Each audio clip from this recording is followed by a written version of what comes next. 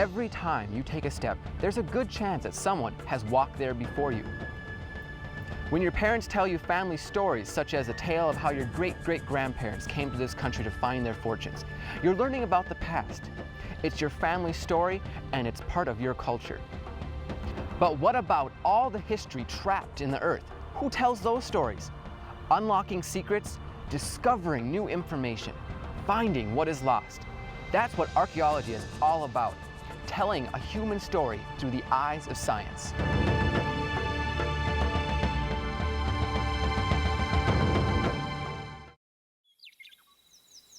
The Scotch. In the Mandan words, I greet you. The Scotch. It's a greeting that we've used to many different people as they travel across this land. We call ourselves the Nuata, the people. Hi, my name is Matt. In 1998, a road construction crew stumbled across a few pieces of bone while they were laying this road, better known as First Street. Big deal, right? Well, it's a huge deal. They found a Native American village called Scattered Village that was abandoned and thought lost over 200 years ago. And with this discovery came a lot of questions. Who actually lived in Scattered Village? What was life like for the people? How did they make a living? And why was Scattered Village abandoned? You may even ask yourself, why do I need to learn about archaeology? To answer these questions and many more, we'll explore life at Scattered Village through oral histories, through archaeology, and through the eyes of science.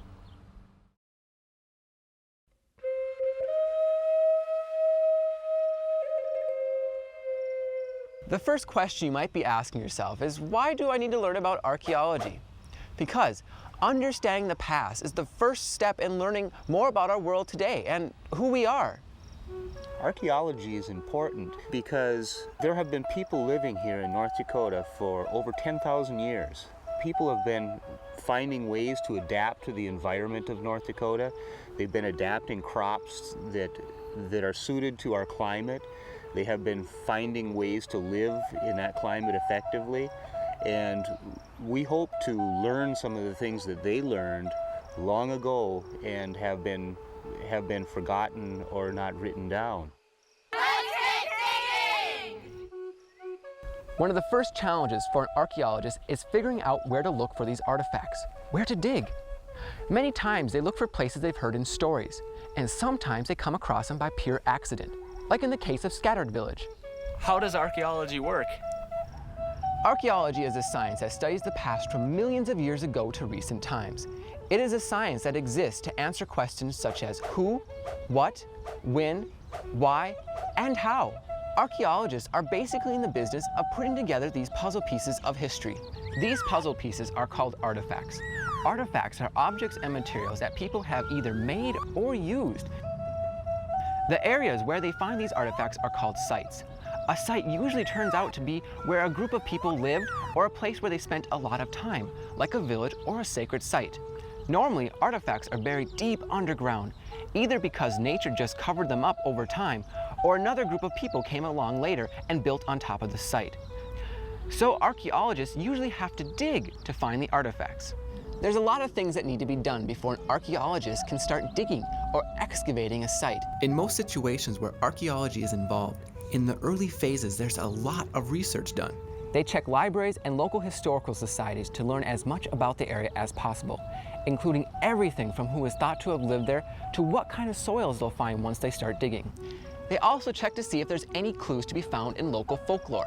That includes stories of the area. There's a lot of information to be found if you know where to look. The oral traditions, the stories that we hear, can be a real important part of how we interpret the information that we find. If we have a story that tells us how something happened, if we find the artifacts that would be part of that story, then that kind of confirms the whole thing, and the two build off of each other.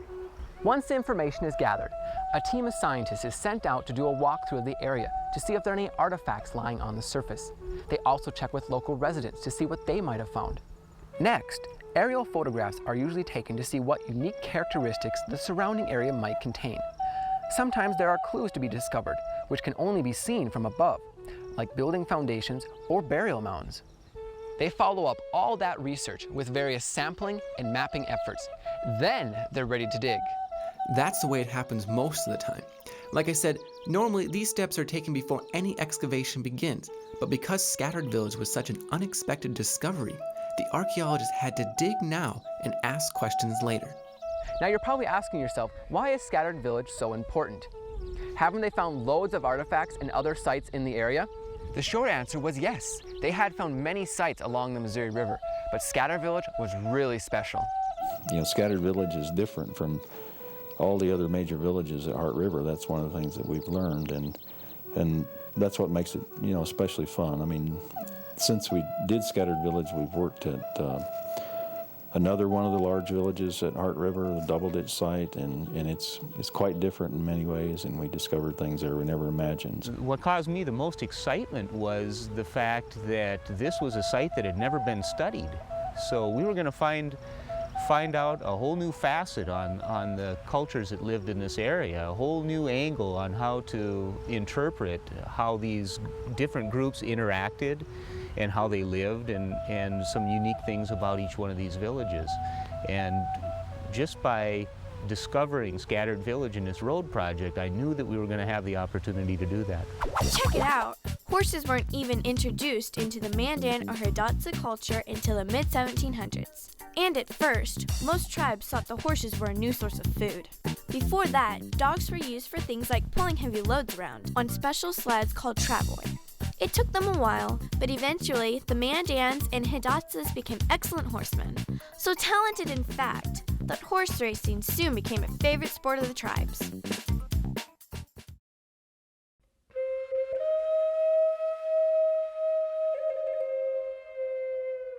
Archaeologists are basically in the business of putting together a picture with those puzzle pieces or artifacts, hoping to understand and learn more about the world. Why was it called Scattered Village? Where does the name Scattered Village come from? It comes from Mandan traditions, accounts of ancient villages that were written down by ethnographers or anthropologists who study the native peoples in North America. Who lived at Scattered Village? During the excavation, archaeologists found a lot of clues telling them about the people who lived at Scattered Village, but they still didn't know exactly which tribe actually lived there. And despite the fact that the occupants of Scattered Village remained a bit of a mystery, there were a lot of similarities to the Mandan and Hidatsa tribes at the time, which helped archaeologists understand what they were finding. Today, many Mandan and Hidatsa, like myself, are of mixed heritage, including European and other tribal bloodlines. But we still practice a lot of our ceremonies and observe many of our traditions, like singing ancient songs and passing our history on through stories. We know a lot of stories. We've been around for quite some time, and our stories are never handed down or written down. They're always passed on. And they may change a little bit, but they basically say the same thing all the time. So by listening to the stories of today's Mandans and Hidatsas, archaeologists learned a lot about life in this part of North Dakota hundreds of years ago. One of the things that we learned at Scattered Village is when the site was occupied. We know that the site was occupied based on the artifacts and the amount of trade items that was found. It was primarily occupied between AD 1600 and 1700. We also learned lots about their technologies, about how they made bone bracelets and how they made their pottery. So we're learning about the people that lived there, what they ate, the products that they made, the difference between that site and other Plains Village sites in the area. Check it out! Native Americans were well known for using art to tell their stories. These drawings and paintings are commonly known as pictographs and were used to document events for the tribe. But they didn't have paper to draw on, so they used animal hides, stone, and pottery as canvases. Each pictograph meant something very important to the person who made it, since they took a lot of time and effort to create.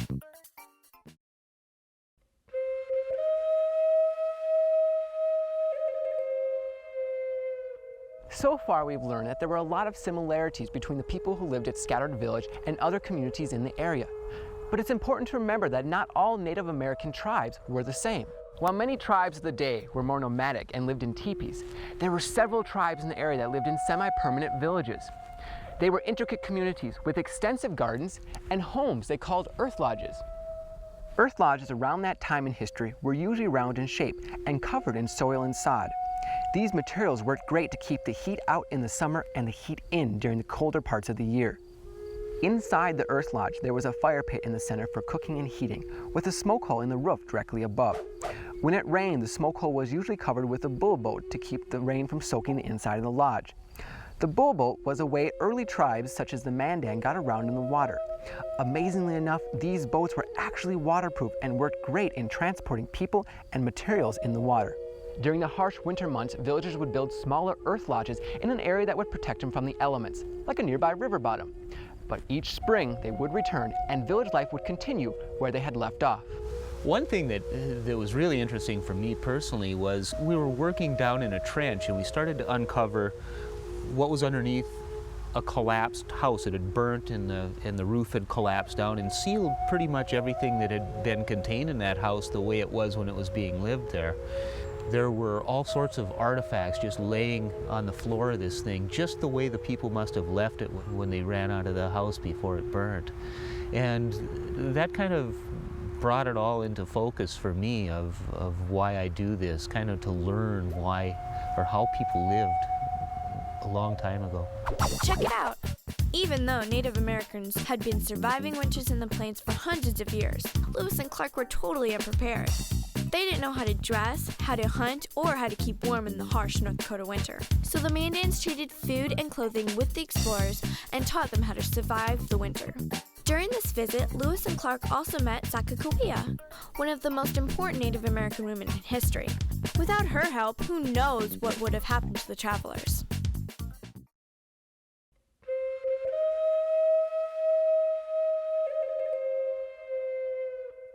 What were the people of Scattered Village like?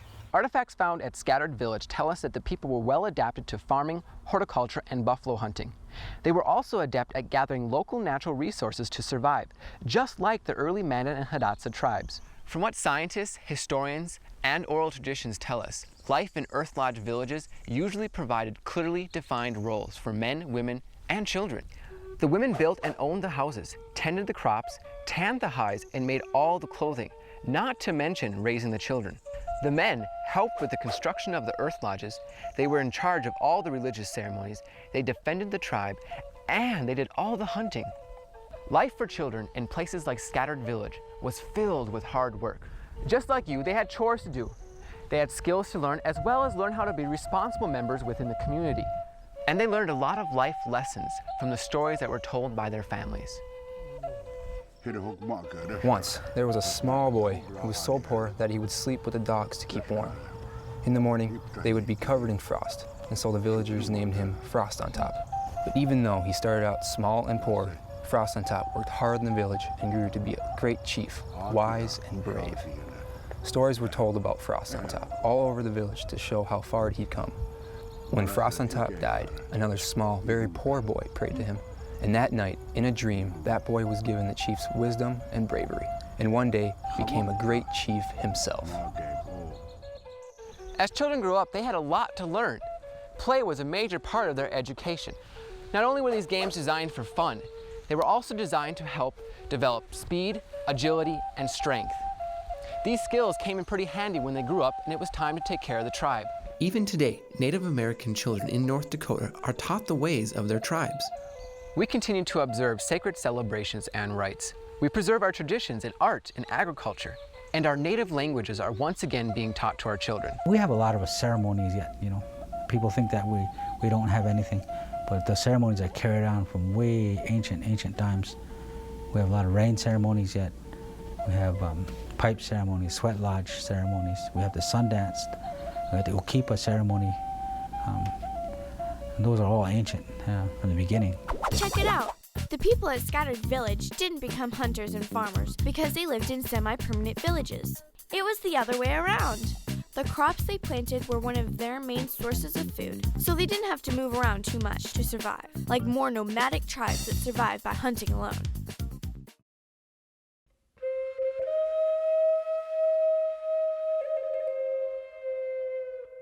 How did they make a living? Grandfather tells me how in the old days, the waters here were much higher and the land was very fertile. Women would plant their gardens nearby and they would pick fruits and vegetables right off the banks of the river. They shared everything with the rest of the village, and eventually they would grow enough to spare for trade. In the Native American world, hundreds of years ago, there wasn't paper money like we have today. Their economy was based on a system called barter, or trade. They traded the products they made and the crops they grew with other tribes to receive items they needed. Since Scattered Village itself was a permanent village and centrally located at the mouth of the Heart River, it made a lot of sense that it would become a great place for all the area tribes to meet and do business. It's a lot of trading in the Mandan villages. Everybody would come to trade, and there would be a truce. All different tribes from everywhere. Then after that trading period was done, then they went back to warring. From the artifacts found at the excavation, scientists learned a lot about the economy within the village. Tribe members made decorative items, many different kinds of pottery, and loads of bone tools for hunting and farming. Scientists even found dried up remains of food, so there's a lot of information to learn about the crops they grew. I bet with a little investigation of your own, you can find out what crops are grown today that were actually grown by the Native Americans hundreds of years ago. Give it some thought, see what you come up with. Why was Scattered Village abandoned? A young man was jostled by another in a stick game. So he asked, "Why do you jostle me? My face has just been tattooed." The tattooing of his face entitled him to respect. The other young man called out, "Here is a tattooed face," and all the other players jostled him. So he led a body of friends over the river and founded a new village. Unfortunately, the inhabitants of the village disappeared mysteriously. Only a dog was found in the village.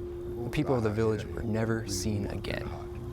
No one knows for sure why Scattered Village was abandoned, but by examining the artifacts, scientists have a couple of theories. We don't know exactly why Scattered Village was abandoned. We have some ideas of why it might have been abandoned. It could have been due to a smallpox epidemic, although the part of the village that we were working in seems to be a little bit too early for that. It could have been that they just moved to a different location because firewood was getting scarce, for instance. It could have been that they moved in to another village to help protect themselves from attacks from the Sioux. We learned a lot from the site, but we did not learn why it was abandoned. The good news is they get to keep looking. Maybe the things they've learned at Scattered Village will help with the next site. Check it out. When Lewis and Clark stumbled across the Mandan and Hidatsa tribes at Knife River in 1804, the tribal population was larger than the population of St. Louis and Washington, D.C. combined.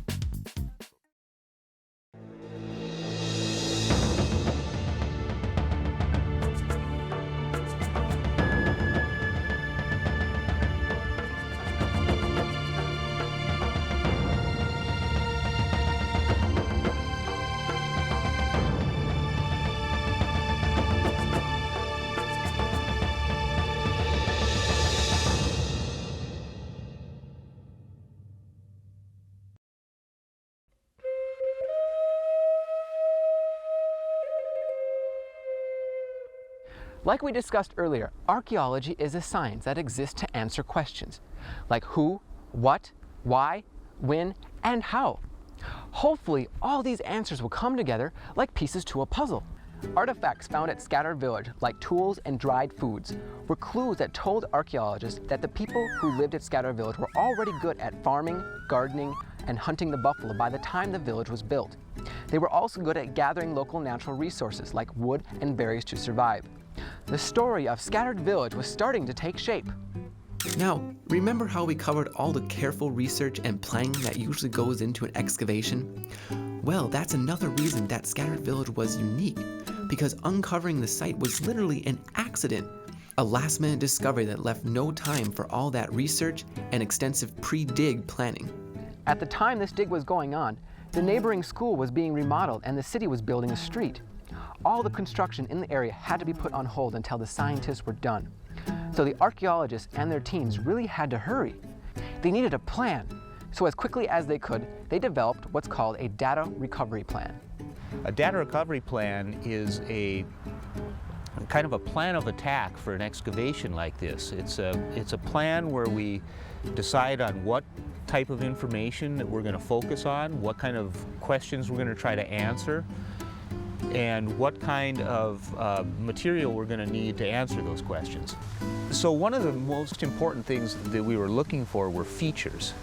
A feature is something that a person made in the past that can't be moved, like a building foundation or a storage pit. Storage pits were holes dug in the ground where the villagers stored their food to keep it dry and protected. When one of those pits would go sour or was finished being used, they made a convenient waste bin, and therefore a lot of the trash from the home was discarded in these pits that were usually right inside the lodge. And then after they were full, they were capped over. So it gave us kind of a time capsule of the sorts of things that would have been used in an earth lodge during that occupation.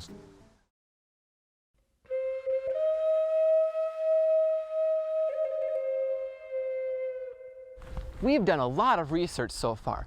Now it's time for the next step to see how this information ties into archaeology and how an excavation works. The first phase of an excavation includes surface collecting and testing. The fact that the construction crew found bones lying shortly below the surface where the sidewalks were being installed was a pretty good indication that this was a site worth looking at.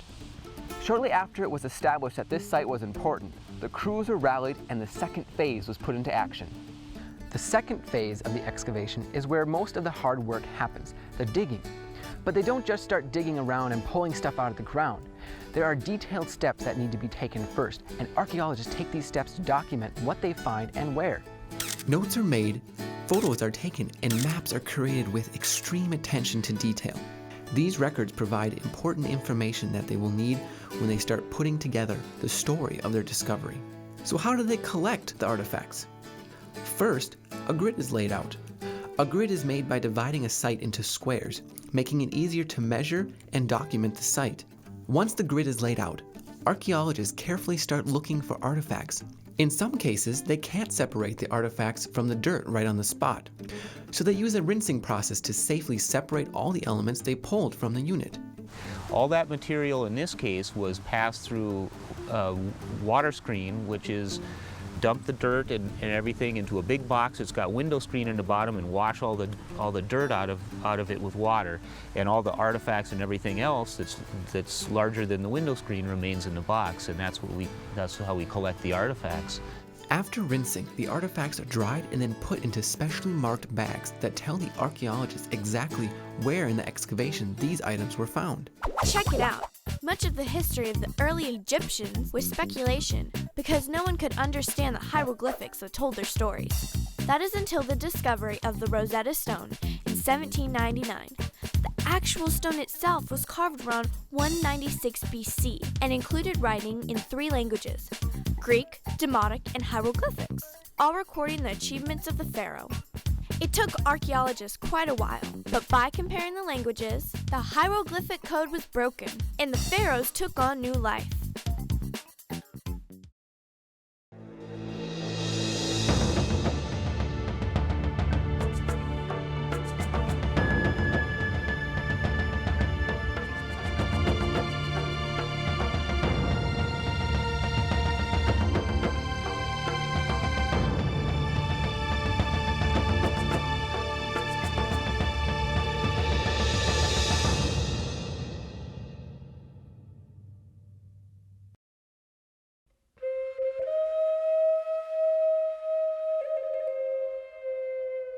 Now, some of the questions we asked earlier, the who, what, why, when, and how, were answered in the actual dig.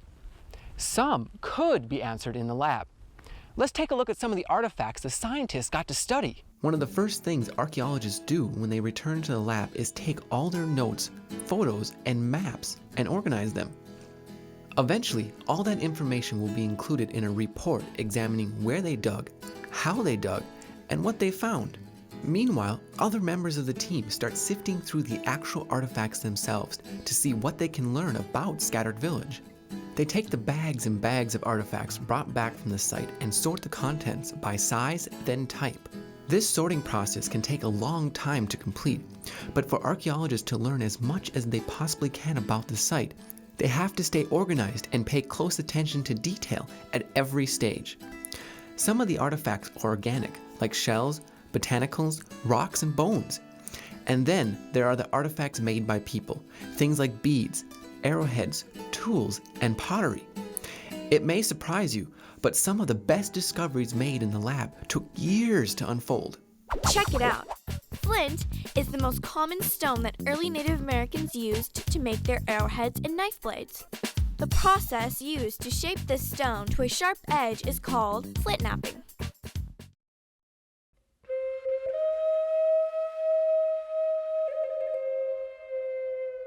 Pottery and decorative items weren't the only artifacts found at Scattered Village. By carefully going through every box and bag brought back from the dig, archaeologists were able to learn even more about the tools and lifeways of the villagers. Every artifact they bring back to the lab is evidence that helps them put together a more in-depth picture of Scattered Village. Here's a small sampling of what they found at the site. Early Plains tribes such as the Mandans, Hidatsas, and Arikaras had a highly developed bone tool industry, and the people of Scattered Village were no exception. During the excavation on First Street, loads of bone tools were found, like this squash knife. Squash knives were shaped from the shoulder blades of bison. Then the bone was given a sharp edge that they used as a knife to cut squash into strips. The strips were usually then strung together and dried to eat later. Scapula hoes were another kind of bone tool that archaeologists found at Scattered Village. This tool is really interesting because it's another sign that the people of the village were gardeners. It's made from the scapula bone of a bison. Villagers would attach the blade to a handle, and then it was used to dig in the dirt to make rows for planting. Another important tool to the tribe was the grooved maul. It's a very sturdy piece of stone that was attached to a handle and used for digging, as a hammer to break up large bones, and it was used to grind up smaller bones and fruits. Archaeologists at Scattered Village also found a large number of artifacts associated with hunting and the preparing of hides. Arrowheads are pieces of stone that were shaped into a triangle with a sharp point at the tip. These arrowheads varied in shape and size, depending on their purpose and who made them. Arrowheads usually had notches cut at the bottom, so that they could be attached to a wooden shaft to make a complete arrow. The shafts were made from pieces of wood that were heated and passed through what's called a shaft straightener. These straighteners were crafted from rib bone with a hole cut in it, and the wood would be passed back and forth through the hole until the wood was straight. After the villagers went hunting, they needed to collect the meat and clean the hides. There were a few different tools they could use to do that. For example, stone blades like this, made from knife rubber flint, were sharpened on both sides of one edge, which made that edge very sharp. The other side of the stone was then fit into a bone handle. The tool as a whole was used as a knife or a saw. When the edge got dull, they could take the blade out and turn it around, or flake off more stone to resharpen it. Another bone tool used to clean hides is a flesher. Villagers would use it to scrape meat from the hide when it was fresh. Remember, animal hides, especially buffalo hides, were widely used in village life. As you can see, there were a lot of artifacts uncovered at Scattered Village. So what happens to these artifacts after they've been studied? Some are kept in storage for safekeeping. Some have been sent to museums, and some have been put on display at the main branch of the Mandan Public Library in Mandan, North Dakota. There, you'll be able to get up close to many of the artifacts we talked about in this program. When we're done with a dig like this, we end up with boxes full of artifacts. We have bones, we have pots, we have arrowheads, we have all these neat artifacts. But we have so much more than that too, because we have the information that we have learned about these sites. We learn about how these people lived, how they used the things in their environment to their advantage, the kinds of trees they used, the kind of ground that they preferred when they planted their gardens, the types of plants that they used that were available in nature and the ones that they grew in their gardens. Those are the same kinds of things that we deal with every day in our modern life. When we plant our gardens, we need to know how to deal with the bugs, and we're finding out that some of the best ways are the natural ways that the Indians knew hundreds of years ago.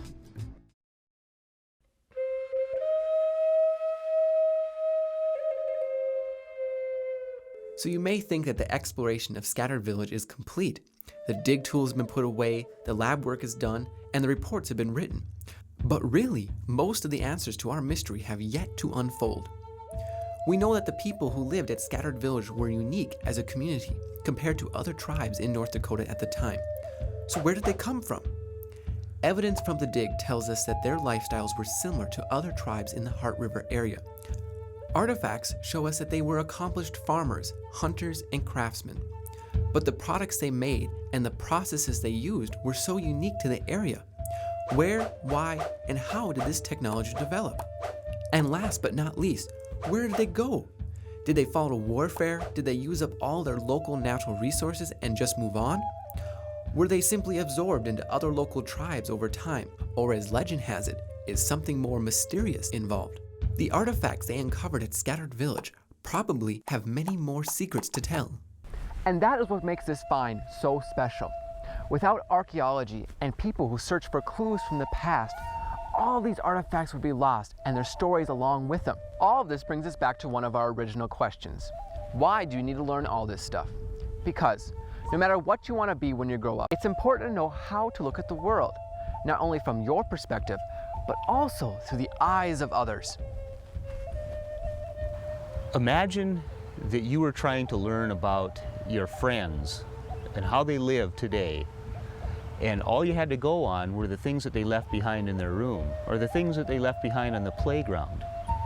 And think how hard that would be. And then think how hard that would be 1,000 years from now to tell how they live based on the things that survived that 1,000 years. That's how hard an archaeologist's job can be sometimes.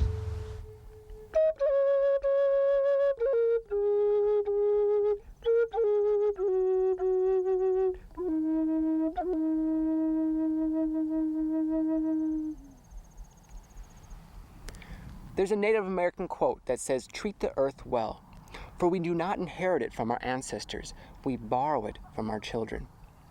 It's up to us to preserve our histories, and that's why discoveries like Scattered Village are so important. We are the future. We are the Nuweta, the people. Check it out! Hundreds of archaeological digs like the one at Scattered Village are going on all the time around the world. For more information on the things you've learned on this program, go to your local library, museum, or go online.